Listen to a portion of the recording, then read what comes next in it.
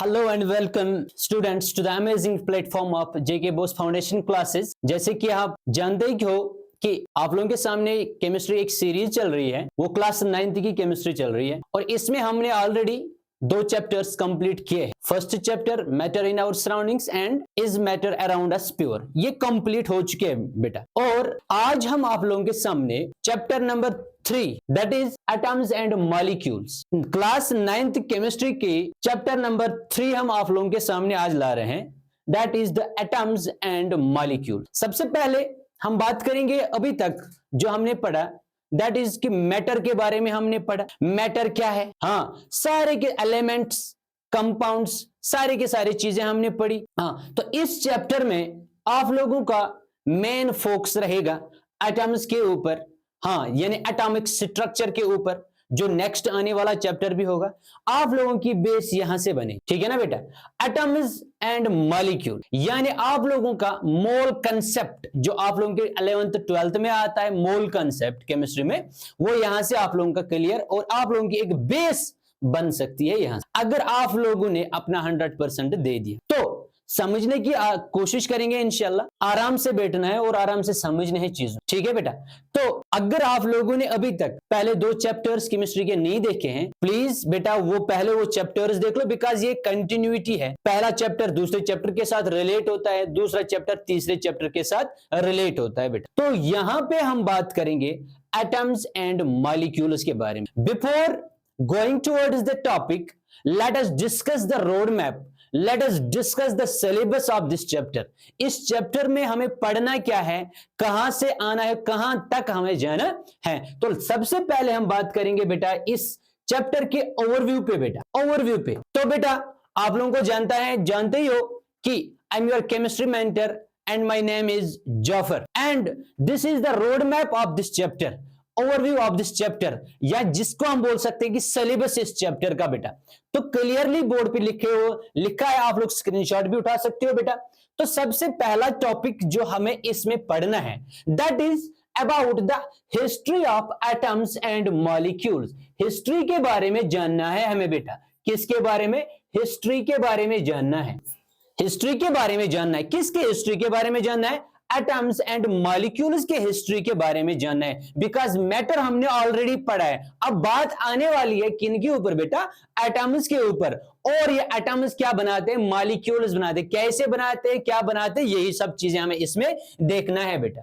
Number 2, उसके बाद important one, very very important for the examination point of view बेटा, that is कि laws of chemical combinations, laws of chemical combination बेटा। हाँ, laws of chemical combination में हमने सबसे पहला लॉ जो पढ़ना है, that is the law of conservation of mass, law of conservation of mass, and next is the law of constant combination, law of constant combination बेटा। ये 2 लॉज हमने बात करनी है किसमें? That is the laws of chemical combination, यानी atoms जब मिलते हैं कौन कौन सा लॉ उनके ऊपर एप्लीकेबल होता है। तो एट फर्स्ट लॉ इज बेटा, जब एटम्स मिलते हैं तो मॉलिक्यूल्स बनाते हैं, तो फर्स्ट लॉ उनके ऊपर जो एप्लीकेबल रहता है बेटा, वो कौन सा लॉ है? That is the law of conservation of मास, उनका मास कंजर्व रहता है। एक्सप्लेन करेंगे बेटा। Next is the law of constant combination बेटा, लॉ ऑफ कांस्टेंट कॉम्बिनेशन बेटा। तो उसके बाद बेटा लॉ ऑफ कांस्टेंट कॉम्बिनेशन या लॉ ऑफ कांस्टेंट प्रोपोर्शन भी हम इसको बोलते हैं बेटा। Next is Dalton's atomic theory बेटा। डाल्टन्स एटॉमिक थ्योरी के ऊपर बात करनी है बेटा। डाल्टन्स एटॉमिक थ्योरी में पहले हम पढ़ेंगे postulates of Dalton's atomic theory, यानी डाल्टन का कॉन्सेप्ट क्या था रिगार्डिंग द एटम्स। उसके बाद इसकी एक्सप्लेनेशन एंड आफ्टर दैट कुछ ड्रॉबैक्स रहे हैं डाल्टन्स एटॉमिक थ्योरी के, that is the limitations of Dalton's atomic theory. इसके बाद हम बात करेंगे किसके बारे में? इसकी लिमिटेशंस के बारे में। जब हम पोस्टुलेट्स पढ़ेंगे तो पोस्टुलेट्स को एक्सप्लेन करने के बाद बाद बेटा हमें पढ़ने हैं कुछ ड्रॉबैक्स, कुछ लिमिटेशंस जो कि किसके थ्योरी के ड्रॉबैक्स थे बेटा, डाल्टन्स एटॉमिक थ्योरी के रिलेटेड थे बेटा। नेक्स्ट टॉपिक रहेगा बेटा हमारा that is what is an atom. जिस तरह हमने मैटर पढ़ा उसी तरह हम यहां पे डिस्कस करेंगे कि एटम क्या होता है बेटा। आप लोगों की बेस 11th और 12th या एंट्रेंस की बेस एटॉमिक स्ट्रक्चर की बेस यहां से बननी स्टार्ट हो जाएगी बेटा। मोल कंसेप्ट यहां पे आप लोगों का स्टार्ट हो जाएगा बेटा। दैट मीन्स कि you have to put your all efforts towards these topics बेटा। Now clearly what is an atom, atom जो है ये क्या है, उसके बाद symbols of atoms of different elements already हम पढ़ चुके हैं बेटा दूसरे चैप्टर में। इसमें हमें सिंबल्स के रिगार्डिंग पढ़ने, शॉर्ट फॉर्म्स के रिगार्डिंग पढ़ने हैं बेटा। उसके बाद atomic mass, one of the important topics बेटा। Good. Next is what is a molecule, molecule क्या होता है बेटा। एटम के बाद मॉलिक्यूल है, मॉलिक्यूल क्या होता है बेटा। टू सम एक्सटेंट इसके बारे में यानी मॉलिक्यूल और कंपाउंड के बारे में दूसरे चैप्टर में हमने डिस्कस किया था बेटा, बट यहां पे पूरा एक्सप्लेन हमें करना है बेटा एग्जांपल्स के साथ। Next is molecules of elements, molecules of elements. उसके बाद मॉलिक्यूल्स ऑफ कंपाउंड्स के बारे में भी हमें यहां पे जिक्र करनी है बेटा। Next is what is an ion, ion क्या है, एटम क्या है, मॉलिक्यूल क्या है, कंपाउंड क्या है, आयन। अब आयन क्या है बेटा, एंड आयनिक कंपाउंड्स, कौन से कंपाउंड्स होते हैं बेटा। हाँ, जब हमें मॉलिक्यूल समझ में आ जाएगा, कंपाउंड समझ में आ जाएगा, उसके बाद हम जाएंगे आयन पे बेटा और आयनिक कंपाउंड्स पे जाएंगे बेटा। उसके बाद writing the chemical formula, chemical formula हम कैसे लिखते हैं किसी एलिमेंट की, सॉरी किसी कंपाउंड की या किसी मॉलिक्यूल की बेटा।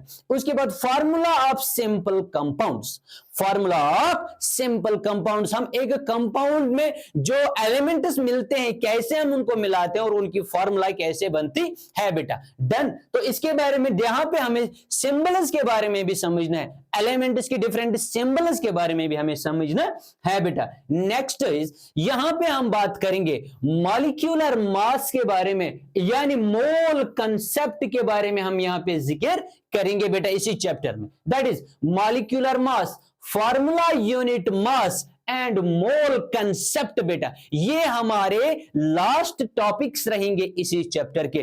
दैट मीन्स कि अगर हम कंक्लूजन इस चैप्टर का देखेंगे बेटा, ओवरव्यू इस चैप्टर का देखेंगे, इसमें बहुत ही डिटेल्ड एटॉमिक स्ट्रक्चर और मोल कंसेप्ट आप लोगों का दिया हुआ है बेटा। तो दैट मीन्स कि यहां से आप लोगों की जो मेंटल स्ट्रेंथ है regarding the chemistry, regarding the atomic structure and mole concept, वो यहां पे आप लोगों की बिल्ट हो जाएगी बेटा। दैट मीन्स कि पुट योर ऑल एफर्ट्स, आप लोगों के सारे एफर्ट्स इसमें लगने चाहिए इन दो चैप्टर्स को क्लियर करने के लिए। दैट इज ये एक तो ये एटम्स एंड मॉलिक्यूल्स और उसके बाद आने वाला जो चैप्टर है that is the atomic structure. इन दोनों चैप्टर्स में आप लोगों के बहुत सारे हायर कॉन्सेप्ट्स भी क्लियर हो जाएंगी और आप लोगों की एक बेस बनेगी बेटा यहां पे इन दोनों चैप्टर्स में। ये हमारे टॉपिक्स है बेटा, ये हमारे टॉपिक्स रहेंगे इस चैप्टर के लिए। तो सबसे पहले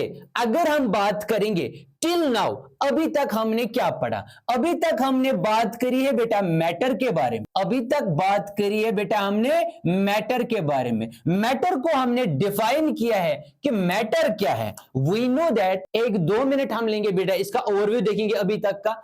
वी नो दैट मैटर जो है anything in our surrounding is the matter, जिसके पास बेटा 3 चीजें होनी चाहिए। सबसे पहला चीज जो होना चाहिए that is matter should occupy the space, matter should occupy the space यानी कोई स्पेस ले लेता हो, and should have the mass, और कोई मास हो उसका। दैट मीन्स एक तो स्पेस ले लेता हो और कोई मास हो इसका। और नंबर 3, हमारे बॉडी में जितने भी सेंस ऑर्गन्स हैं, जितने भी मीन्स 5 सेंस ऑर्गन्स हैं या 5 सेंसेस है, उन 5 सेंसेस में से कोई एक सेंस उसको डिटेक्ट करना चाहिए, या एक सेंस या सारे के सारे सेंसेस इसको डिटेक्ट करने चाहिए। यानी detected by sense sense organs यानी हमारे बॉडी में जो 5 सेंस ऑर्गन्स है या 5 सेंसेस है, उन 5 सेंसेस में से कोई एक या सारे के सारे सेंसेस इसको डिटेक्ट करना चाहिए, तब जाके एक चीज को, एक सब्सटेंस, एक थिंग को हम बोलेंगे बेटा वो क्या है, मैटर है। यानी एक तो स्पेस ले लेता हो, दूसरा उसके पास कोई मास हो, तीसरा कोई भी सेंस ऑर्गन इसको डिटेक्ट करता हो, उसको बोलते हैं बेटा मैटर। तो मैटर के बाद हमने बात की about the purity of matter बेटा। किसके बारे में? प्योरिटी ऑफ मैटर के बारे में। प्योरिटी ऑफ मैटर के बारे में हमने पढ़ा यहां पे बेटा 2 कॉन्सेप्ट थे। एक कॉन्सेप्ट था बेटा किसका? एक कॉमन पर्सन का कॉन्सेप्ट था यानी कॉन्सेप्शन था। दूसरा था वो बेटा जो कि कहलाते हैं साइंटिस्ट यानी केमिस्ट्री जानने वाले लोगों का क्या कॉन्सेप्ट था about the purity of matter. Scientists का क्या कॉन्सेप्ट था about the purity of matter. Common person ने बेटा, कॉमन पर्सन ने क्या काम किया था? कॉमन पर्सन का परसेप्शन था अबाउट प्योरिटी, उसने इसको मैच किया था किसके साथ? मिक्स किया था गुडनेस के साथ बेटा। किसके साथ? गुडनेस के साथ मैच किया था, यानी मैच किया था क्वालिटी के साथ, यानी इसने मैच किया है अडल्ट्रेशन के साथ। किसके साथ?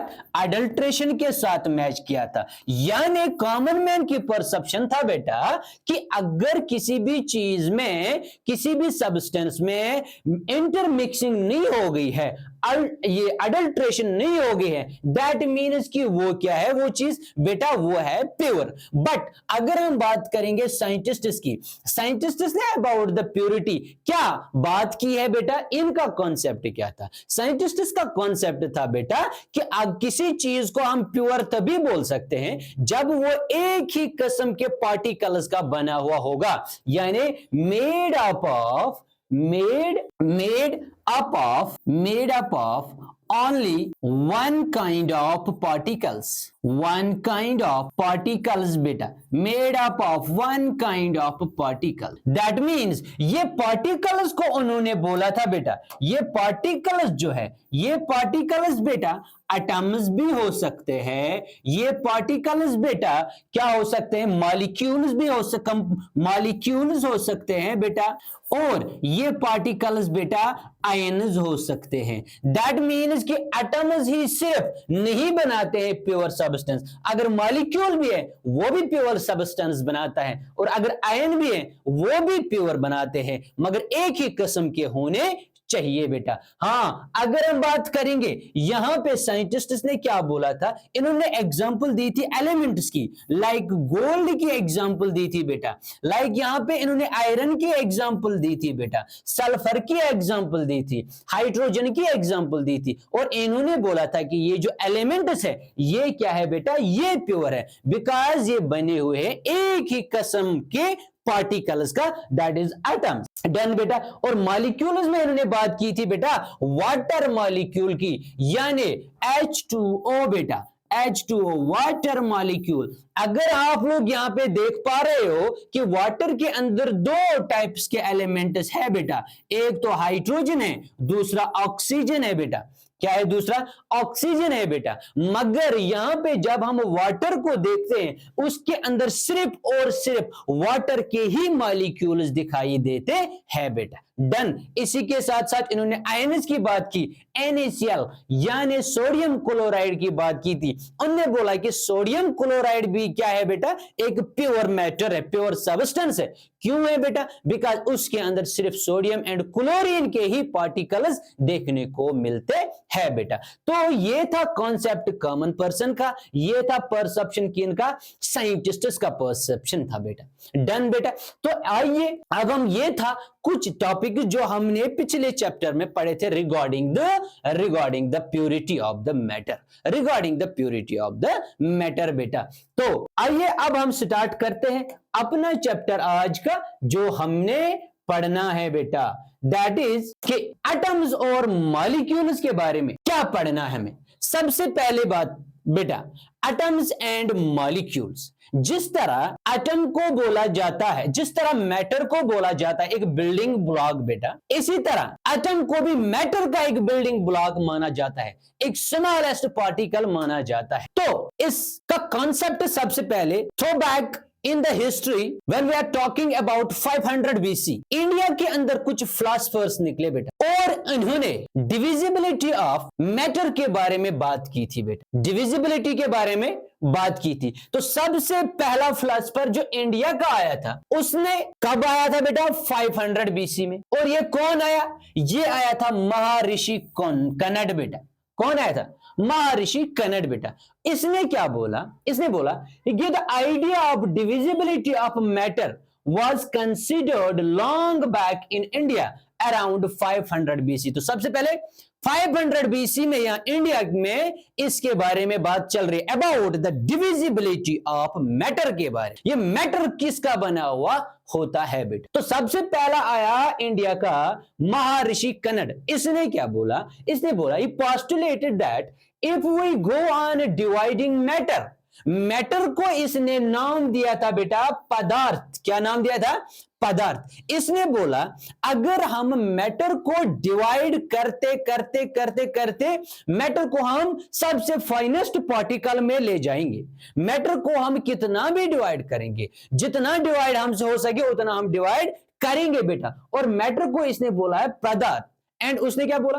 We shall get smaller and smaller particles। जब हम हमारे पास कोई मैटर है, महर्षि कौन का कंसेप्ट है, हमारे पास कोई मैटर है। मैटर क्या है? जो स्पेस ऑक्यूपाई लेता हो, जिसके पास एक मास हो बेटा। हाँ, जब हम उसको डिवाइड करेंगे एक टाइम ऐसा आएगा हमारे पास सबसे स्मॉलेस्ट पार्टिकल आएगा जिसको हम फर्दर अब डिवाइड नहीं कर सकते। क्या नहीं कर सकते? इसने एक एग्जांपल ली थी। इसने एक राइस का एक दाना लिया था बेटा।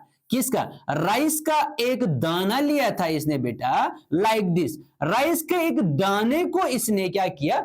चबाया। और चबाते चबाते एक बार चबाया फिर बाहर निकाला, उसका स्मॉलेस्ट पार्टिकल वो लिया। मीन्स कि अगर इतना था अब ये ले लिया, अब इसको फिर से चबाया, इसका स्मॉलेस्ट पार्टिकल ले लिया बेटा। डन। राइस का ये कौन करता है? महर्षि कनड बेटा। अब इसको तोड़ने के बाद इससे जो स्मॉलेस्ट पार्टिकल्स मिले वो ले लिया बेटा। तो दैट मीन्स कि इसको सबसे स्मॉलेस्ट पार्टिकल मिला राइस का बेटा। किसका?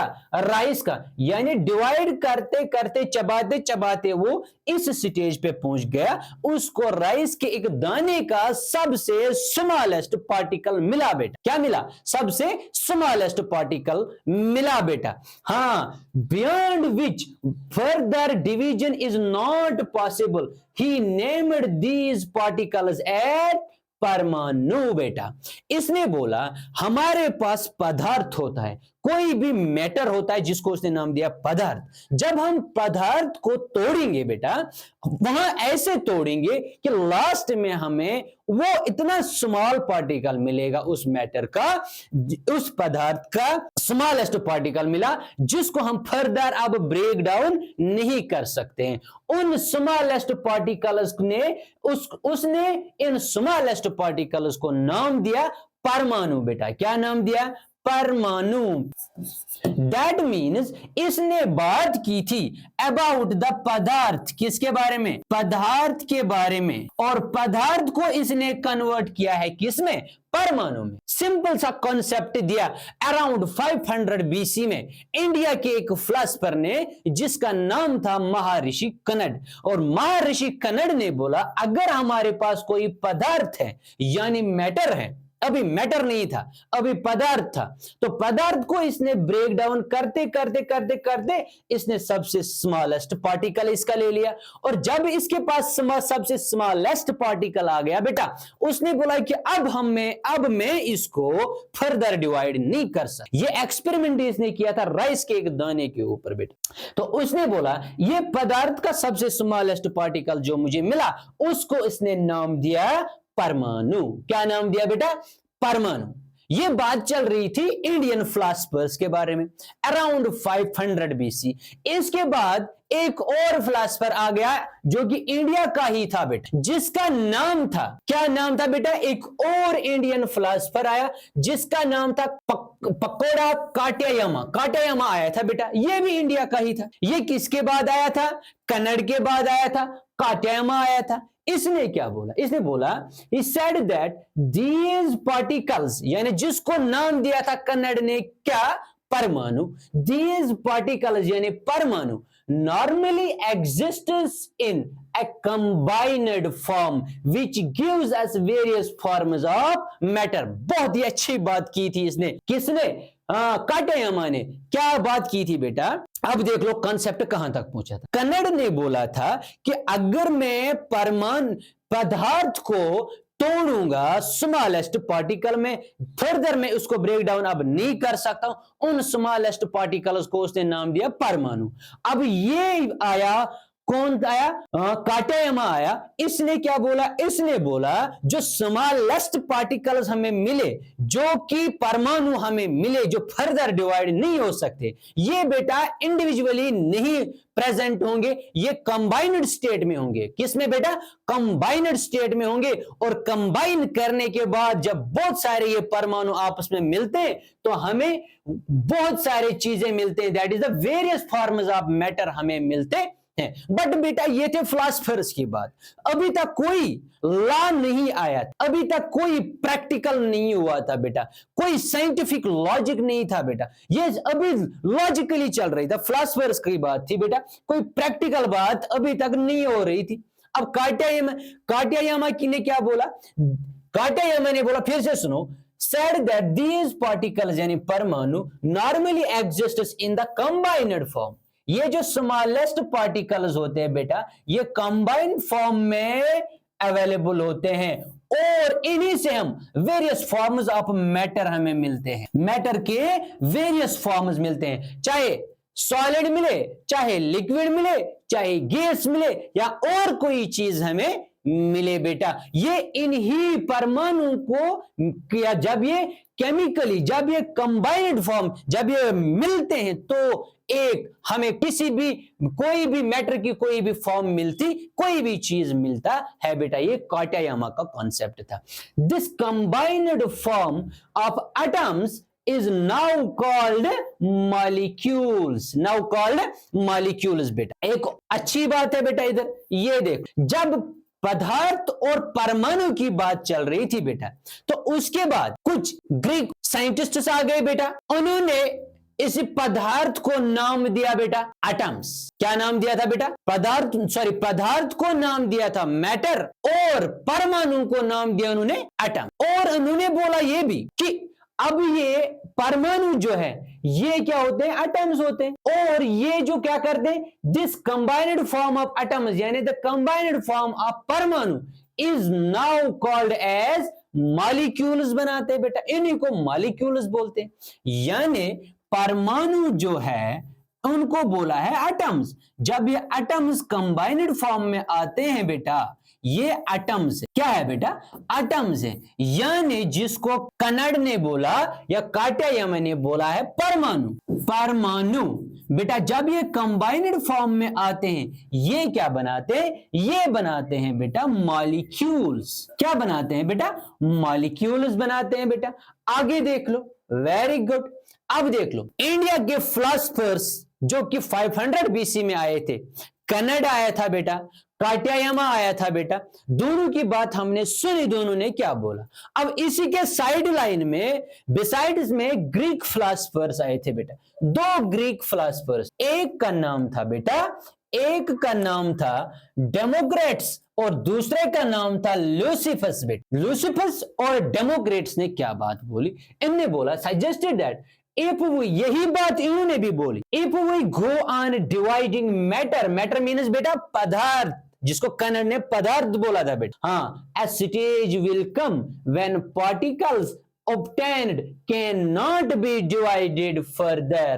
एक स्टेज ऐसा आएगा जब हम मैटर को फर्दर डिवाइड नहीं कर सकते। अब मैटर का नाम जो है यूज किया है ग्रीक फिलोसोफर्स ने इनके लिए, पदार्थ के लिए बेटा, और डेमोक्रेट्स ने बोला कि एक टाइम ऐसा आएगा जब हम इसको डिवाइड करते करते जाएंगे, एक टाइम ऐसा आएगा जब हम इस मैटर को फर्दर डिवाइड नहीं कर। Democritus called these indivisible particles as atoms, meaning indivisible, और डेमोक्रेट्स ने ही इनको नाम दिया है जो लास्ट वाले पार्टिकल्स हमें मिलते हैं जिनको हम फर्दर डिवाइड नहीं कर सकते हैं, और डेमोक्रेट्स ने इनका नाम दिया बेटा, हाँ शाबाश, क्या नाम दिया?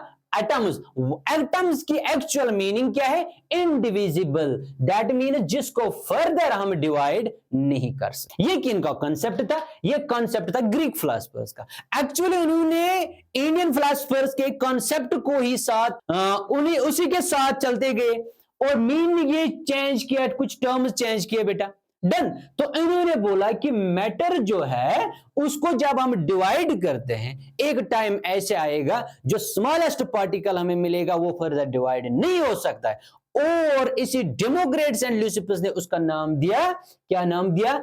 एटम्स, जिसका मतलब ही होता है, मीनिंग ही होती है बेटा इंडिविजिबल, जिसको फर्दर हम डिवाइड नहीं कर सकते। मगर अब हमारे पास बहुत सारी टेक्नोलॉजीज है इस जमाने में, हाँ, तो हमें यह भी पता है कि एटम जो है वो डिविजिबल है, इसको सब एटॉमिक पार्टिकल्स में डिवाइड हम कर सकते, that is electrons, protons and neutrons बेटा। मगर तब इतनी टेक्नोलॉजीज नहीं थी बेटा, तब स्मॉलेस्ट पार्टिकल जो था वही एटम ही था इनके लिए, डन बेटा। अभी तक बात जो की हमने काटियायामा की बात की, कन्नड़ की बात की हमने बेटा, उसके बाद ग्रीक फिलोसोफर्स की बात की थी बेटा। किसके बारे में? ग्रीक फिलोसोफर्स की बात। मगर ये बात जो चल रही थी, ये फिलोसोफर्स की बात की, इसका कोई वैलिड प्रूफ ही नहीं। क्या नहीं था? वैलिड प्रूफ, कोई लॉ ही नहीं था, कोई लॉ नहीं था, ये बात चल रही थी ऐसी, कोई लॉ अभी तक नहीं था। इन डेमोक्रेट्स और लुसिफर्स तक इस तक कोई बात ही, कोई वैलिड लॉ ही नहीं था about the atoms and molecules के। इसके बाद एक और साइंटिस्ट आया बेटा, जिसने इसको बोला, लॉ दिए और बोला ये एटम्स जो है, एटम्स कंबाइन होते हैं, केमिकली कंबाइन होते हैं और मॉलिक्यूल्स बनाते हैं। और उसने दो लॉज दिए। क्या दिए बेटा? दो लॉज दिए। कौन आया? लेवोजियर आया, एंटोनियो लेवोजियर आया बेटा।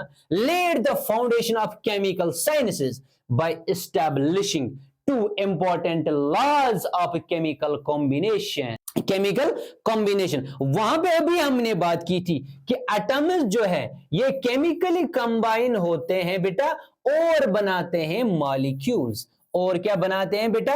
मॉलिक्यूल्स। मगर ये फिलोसोफर्स का कॉन्सेप्ट था बेटा, अभी तक कोई लावा नहीं था बेटा। हाँ, अब जब लेवोजियर आ गया, लेवोजियर ने क्या काम किया? इसने रिवोल्यूशनाइज किया इसको। इसने बोला कि ये केमिकली कैसे मिलते हैं, और इसने दो लॉज दे दिए बेटा। और सबसे पहला लॉ जो है बेटा, that is law of conservation of mass and law of constant proportion बेटा, law of constant proportion. Okay बेटा, तो हमें पता है सबसे पहले मैटर हमारे पास होता है, मैटर होता है। जब हम मैटर को डिवाइड करते हैं, हाँ, मैटर को डिवाइड करते हैं बेटा, तो वहां पे एटम्स निकल के आते हैं बेटा। क्या निकल के आते हैं बेटा? एटम्स निकल के आते हैं। और जब एटम्स को फर्दर डिवाइड करते हैं, वहां पे सब एटॉमिक पार्टिकल्स निकल के आते हैं, दैट इज इलेक्ट्रॉन्स, प्रोटॉन्स और उसके बाद न्यूट्रॉन्स। ये आज हमें पता है, बट तब उनको नहीं मालूम था। न्यूट्रॉन्स बेटा, आज हमें यह भी पता है इलेक्ट्रॉन की चार्ज होती है नेगेटिव, प्रोटॉन की चार्ज होती है पॉजिटिव, और ये होते हैं बेटा न्यूट्रल होते हैं। जब ये एटम्स आपस में मिलते हैं बेटा, ये क्या बनाते हैं? एटम्स बनाते हैं बेटा क्या बनाते हैं? एटम्स बनाते हैं, मॉलिक्यूल्स। अभी हमने कॉन्सेप्ट क्या बनाते हैं बेटा? एटम्स बनाते हैं मॉलिक्यूल्स बेटा, मॉलिक्यूल्स। क्या बनाते हैं बेटा? मॉलिक्यूल्स बनाते हैं। और ये मॉलिक्यूल जो है यहां पे दो कैटेगरीज क्राइटेरियाज निकलते हैं। ये मॉलिक्यूल्स बनाते हैं, एक तो बनाते हैं एलिमेंट्स और दूसरे बनाते हैं बेटा कंपाउंड्स। क्या बनाते हैं? एक तो बनाते हैं एलिमेंट्स और दूसरे बनाते हैं compounds. Like this molecules. Molecules क्या बनाते हैं? एक तो एलिमेंट्स बनाते हैं, दूसरा क्या बनाते हैं बेटा? कंपाउंड्स बनाते हैं। डन बेटा। अब एलिमेंट्स की जिक्र अगर हम करेंगे, एलिमेंट्स की जिक्र अगर हम करेंगे बेटा, एलिमेंट्स के अंदर एक ही किस्म के एलिमेंट्स के अंदर एक ही किस्म के एटम्स देखने को मिलते हैं। One kind of atoms like gold, sulphur, iron, ठीक है, हाइड्रोजन, ऑक्सीजन, कार्बन। और कंपाउंड जो है बेटा इसके अंदर एक से ज्यादा एटम्स भी देखने को मिलते हैं, like carbon dioxide, water. Done बेटा। ओके, ये है क्लासिफिकेशन। अभी हमें इतना आगे नहीं जाना है, बट आप लोगों के लिए मैंने ये समझाया। अब आ जाओ वापस बेटा। हाँ, हम वापस आते हैं, वापस आ जाओ बेटा। दैट इज कि एंटोनियो लिवोजियर ने क्या बोला? इसने इसको इसने दो लॉज दिए और इसको वेरीफाई किया कि ये जो एटम्स हैं, जब ये एटम्स केमिकली कंबाइन होते हैं ये बनाते हैं मॉलिक्यूल। इसने कॉन्सेप्ट दिया है केमिकल साइंस का। यहां पे क्या दिया है? Chemical science. तो पहला लॉ जो इसने दिया that is the law of conservation of mass. क्या है? लॉ ऑफ कंजर्वेशन ऑफ मास बेटा। अभी तक की कहानी जो है आप लोगों ने सुनी होगी। तो आ जाओ बेटा, आगे बढ़ते हैं। तो सबसे पहला law, very very important for the examination point of view, ये एटम्स केमिकली कंबाइन कैसे होते हैं और इनके अंदर क्या क्या चीजें होती हैं, ये देख लो। Law of conservation of mass. Law of conservation of mass. Conserve means बचाना बेटा, कंजर्व करना। क्या बोलता है law of conservation of mass? Law of conservation of mass was given by Lavoisier in 1774 according to the law of conservation of mass। क्या बोल रहा है law of conservation of mass? Mass is nether created nor destroyed in a chemical reaction. In a chemical एक chemical reaction जब होती है, मास जो है ना तो बनता है ना तो डिस्ट्रॉय होता है, जितना है उतना ही रहेगा बेटा। लाइक हमारे पास कोई रिएक्शन है बेटा, मिसाल के तौर पर मेरे पास एक रिएक्शन है H2, मेरे पास एक रिएक्शन है बेटा H2 प्लस O2 और ये देता है बेटा वाटर। क्या देता है बेटा? वाटर देता है बेटा।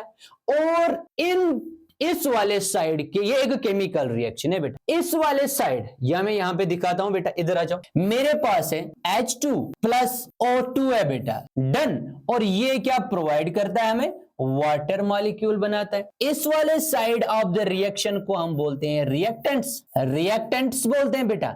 और इस वाले साइड को हम बोलते हैं बेटा प्रोडक्ट्स। क्या बोलता है?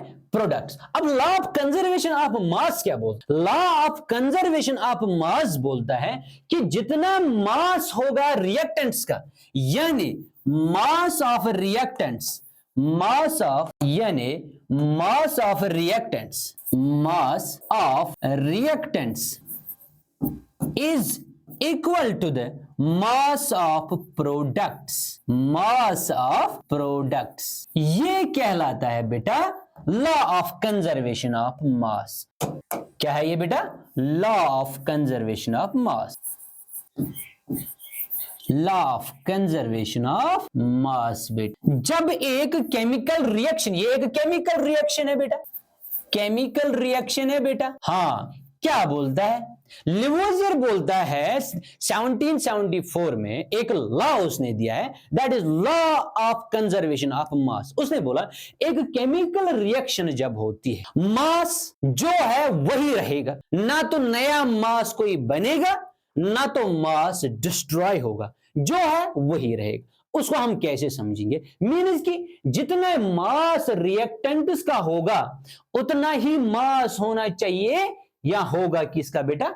प्रोडक्ट्स। अगर मास of reactants mass of the products के बराबर है बेटा, तब जाके हम बोलेंगे कि इस केमिकल रिएक्शन में एप्लीकेबल है, that is the law of conservation of mass. Law of conservation of मास है बेटा। डन, आ जाओ, लॉ ऑफ कंजर्वेशन ऑफ मास। बेटा इधर देख लो, यानी mass is neither created nor destroyed in a chemical reaction बेटा। There is no change in the mass during a chemical reaction। Chemical reaction के दौरान कोई भी मास चेंज नहीं होता है। अगर हम इसको नटशेल में बोलेंगे, that is total mass of reactants is equal to the total mass of products बेटा। Total mass of reactants is equal to the total mass of products. एक एग्जांपल से हम इसको समझेंगे बेटा। हमारे पास है एक कंपाउंड है बेटा यहां पे, that is calcium carbonate CaCO3 बेटा। कैल्शियम कार्बोनेट CaCO3 यानी कैल्शियम कार्बोनेट CaCO3, जब इसके अंदर एक केमिकल रिएक्शन होती है बेटा, ये टूट जाता है और बनाता है कैल्शियम ऑक्साइड बेटा, और बनाता है कार्बन डाइऑक्साइड। क्या बनाता है बेटा? Carbon dioxide. जब हम ये कहलाएगा, ये होते हैं रिएक्टेंट्स बेटा, ये होते हैं रिएक्टेंट्स, और ये क्या है बेटा? प्रोडक्ट्स हमें मिले बेटा, प्रोडक्ट्स हमें मिले बेटा। अगर हम बात करेंगे, अगर हम इसके ऊपर अप्लाई करेंगे law of conservation of mass, that means कि इस रिएक्टेंट का मास और प्रोडक्ट का मास जो है ये बराबर होना चाहिए, तब जाके हम बोलेंगे कि हाँ लॉ ऑफ कंजर्वेशन ऑफ मास जो है इसके इस एग्जांपल के ऊपर एप्लीकेबल है बेटा। और अगर हम मास देखते हैं, सबसे पहले कैल्शियम का मास क्या होता है बेटा? एटॉमिक मास क्या होता है? इसका मास होता है 40 बेटा, ये देख लो। कार्बन का क्या होता है बेटा? 12 होता है। डन। ऑक्सीजन का कितना होता है? 16 होता है, मगर ऑक्सीजन कितने है बेटा? 3 है, दैट इज 16 into 3। ये सब निकाल के बेटा कितने आता है? 100। दैट मीन्स कि रिएक्टेंट्स का जो मास आता है वो क्या आता है बेटा? 100। और अगर हम प्रोडक्ट में बात करेंगे, कैल्शियम का सबसे पहले 40 आता है, ऑक्सीजन का बेटा 16 आता है, कार्बन का क्या आएगा बेटा? 12 आएगा, और ऑक्सीजन का आएगा 16, और ये कितने ऑक्सीजन है? 30। ये कितने ऑक्सीजन है? 2 है बेटा, दैट इज 32 आएगा। और जब हम इसको भी प्लस करते हैं वो भी आता है बेटा। That means mass of reactants is equal to the mass of products. This example verifies the law of conservation of mass in a chemical reaction. In a chemical reaction बेटा। और ये लॉ किसने दिया था? ये लॉ दिया था Lavoisier ने 1774 में।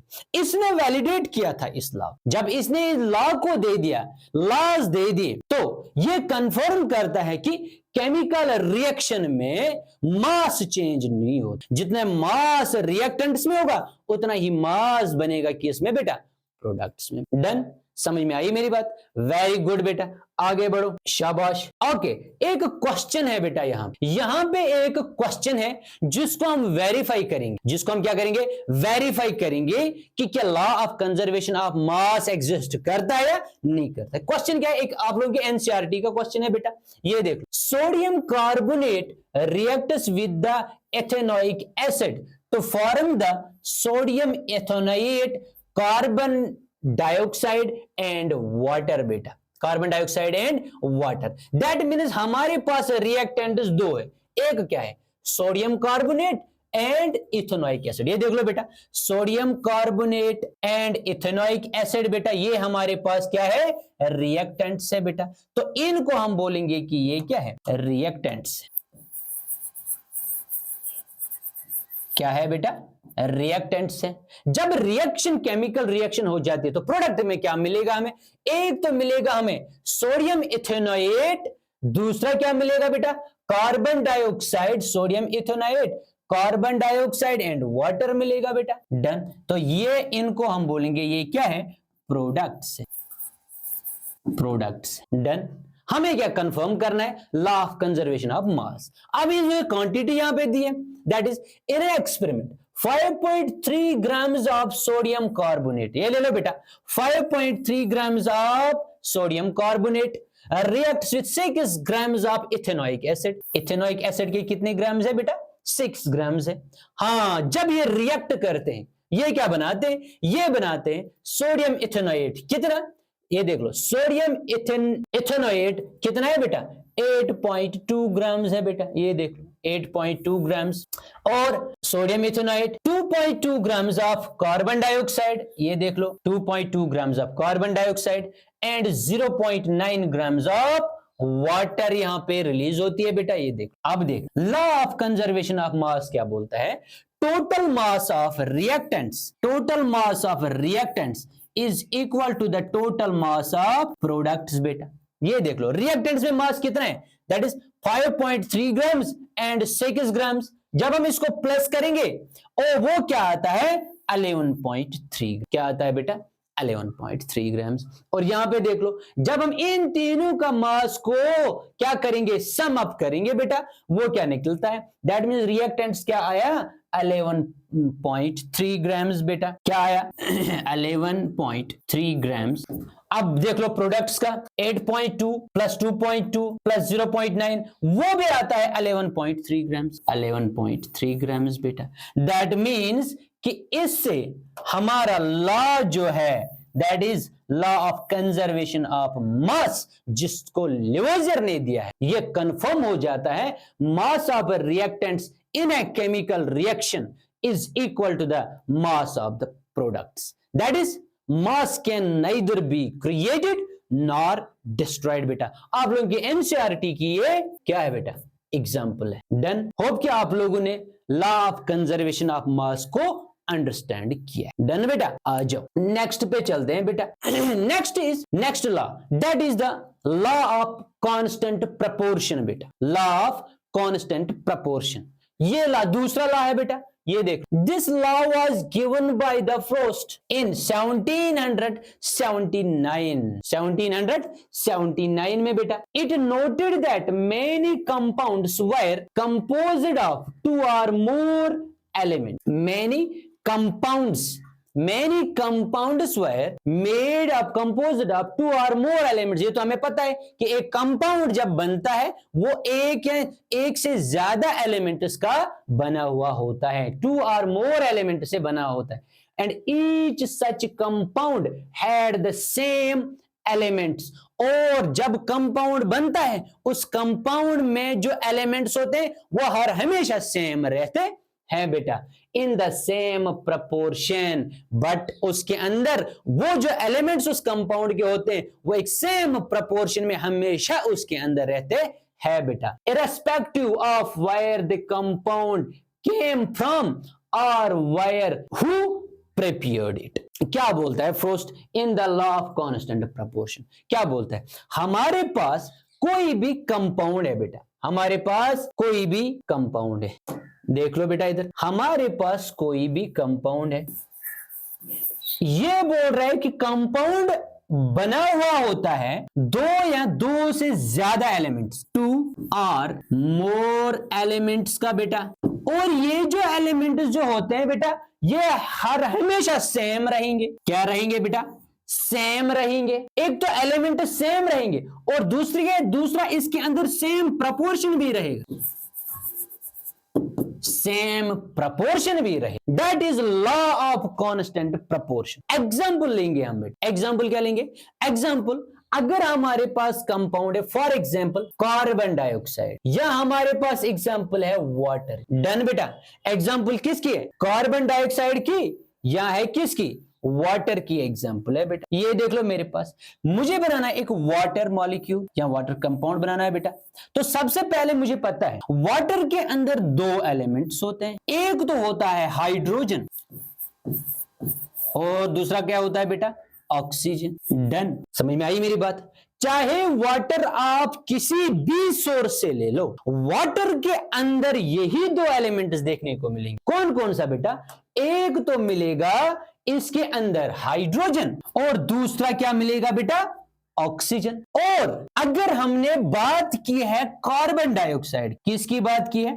कार्बन डाइऑक्साइड की। कार्बन डाइऑक्साइड को जब मैं देखता हूं, एनालाइज करता हूं, तो कार्बन डाइऑक्साइड के अंदर भी दो एलिमेंट्स होते हैं। डन। दो एलिमेंट्स कौन कौन सा? एक होता है कार्बन और दूसरा क्या होता है बेटा? ऑक्सीजन। समझ में आई मेरी बात? एक होता है कार्बन, दूसरा क्या होता है बेटा? ऑक्सीजन होता है हमारे पास। समझ में आई मेरी बात? गुड बेटा। अब क्या है, कंपाउंड जो बनता है दो या दो से ज्यादा एलिमेंट्स का होता है और वो एलिमेंट्स हर हमेशा सेम रहे। कार्बन डाइऑक्साइड आप किसी रूम से ले लो, कार्बन डाइऑक्साइड आप एटमॉस्फेयर से ले लो, कार्बन डाइऑक्साइड आप किसी भी सोर्स से ले लो, कार्बन डाइऑक्साइड के अंदर बेटा कार्बन और ऑक्सीजन ही प्रेजेंट होगा। डन बेटा। दूसरा, वाटर आप कहीं से भी ले लो, इस कंट्री से, किसी और फॉरेन कंट्री से, किसी और सोर्स से ले लो बेटा, उसके अंदर हाइड्रोजन और ऑक्सीजन ही प्रेजेंट होगा। डन बेटा। ये कौन बोल रहा है? Law of constant proportion. पहली बात। दूसरी बात, ये जो एलिमेंट्स इसके अंदर होते हैं ये एक फिक्स्ड प्रोपोर्शन में होते हैं। क्या होते हैं? फिक्स्ड प्रोपोर्शन में। मींस कि वाटर के अंदर हाइड्रोजन एंड ऑक्सीजन की एक प्रोपोर्शन है, किस प्रोपोर्शन में ये होना चाहिए तब जाके वाटर बनेगा। और कार्बन डाइऑक्साइड के अंदर कार्बन एंड ऑक्सीजन भी एक फिक्स्ड प्रोपोर्शन में होता है, तब जाके कार्बन डाइऑक्साइड बनेगा। अगर उस प्रोपोर्शन का थोड़ा इंक्रीज हमने किया या डिक्रीज हमने किया तो ना तो वाटर मॉलिक्यूल बनेगा ना तो कार्बन डाइऑक्साइड बनेगा, कोई भी कंपाउंड बेटा नहीं बनेगा। ये बोल रहा है लॉ ऑफ कांस्टेंट प्रपोर्शन। जो हम चेक कर दें बेटा, अगर हम वाटर की बात करें, इसका मास कितना होता है हाइड्रोजन का? यहां पे हाइड्रोजन है बेटा, हाइड्रोजन है 2 और ऑक्सीजन है 1। हाँ, एक हाइड्रोजन का मास होता है 1U, दैट मीन्स 2 हाइड्रोजन का कितना होगा बेटा? 2 यूनिट्स। और ऑक्सीजन का कितना होता है? 16 यूनिट्स बेटा मास। डन। दैट मीन्स कि वाटर के अंदर क्या निकलेगा? ये 2:16, 2:16, 2 1s are 2, 2 8s are 16। That means ये किस रेशो में निकलेगा? यहां पे 1:8। किस में बेटा निकलेगा? 1:8 रेशो में। अगर आपको वाटर बनाना है, वाटर के अंदर हाइड्रोजन एंड ऑक्सीजन होना चाहिए किस रेशो में? 1:8 रेशो में बेटा, तब जाके वाटर मॉलिक्यूल या वाटर कंपाउंड क्या बनेगा। समझ में आई मेरी बात? दैट मीन्स कि इसके अंदर एक तो एलिमेंट हर हमेशा सेम रहेंगे और एक सेम प्रोपोर्शन भी रहेगा। अगर हमने 1:8 की जगह पे 1:9 ले लिया, वाटर मॉलिक्यूल नहीं बनेगा। डन। दैट मीन्स इसकी एक फिक्स्ड प्रोपोर्शन है। गुड बेटा। अगर हम बात करेंगे कार्बन डाइऑक्साइड की, कार्बन डाइऑक्साइड के अंदर एक तो कार्बन होता है, दूसरा ऑक्सीजन। कार्बन C, कार्बन का क्या होता है? मास 12 यूनिट्स होता है बेटा। हाँ, ऑक्सीजन का कितना होता है? एक का 16 होता है और 2 ऑक्सीजन है यहां पे CO2, दैट मीन्स 32 हो गया बेटा। कितना हो गया? 32। That is 12:32 unit. 4 3s are 12, 4 8s are 32। That means अगर आपको कार्बन डाइऑक्साइड बनाना है, उसका रेशियो होना चाहिए 3:8 का रेशियो होना चाहिए। समझ आई मेरी बात? दैट मीन्स कि वाटर या कार्बन डाइऑक्साइड या कोई और कंपाउंड आपको लेना हो, उसके अंदर एक तो सबसे पहले एलिमेंट्स सेम रहेंगे, वो चाहे किसी भी सोर्स से आप ले लो, एलिमेंट्स उसके अंदर सेम ही रहेंगे। दूसरी बात उसके अंदर सेम प्रपोर्शन रहेगा इन एलिमेंट्स का। क्या रहेगा बेटा? Same proportion. अगर वाटर बनाना है तो हमें 1 यूनिट लेना है हाइड्रोजन का और 8 यूनिट्स लेने हैं किसके? ऑक्सीजन के, तब जाके वाटर बनेगा। अगर कार्बन डाइऑक्साइड लेना है तो 3 यूनिट्स कार्बन के और 8 यूनिट्स ऑक्सीजन के, तब जाके कार्बन डाइऑक्साइड बनता है। ये कौन कहलाता है? ये कहता है that is the law of constant proportion. फिर आप वाटर किसी भी सोर्स से ले लो या कार्बन डाइऑक्साइड किसी भी सोर्स से ले लो, या कार्बन डाइऑक्साइड किसने बनाया या वाटर किसने बनाया, डजंट इट मैटर।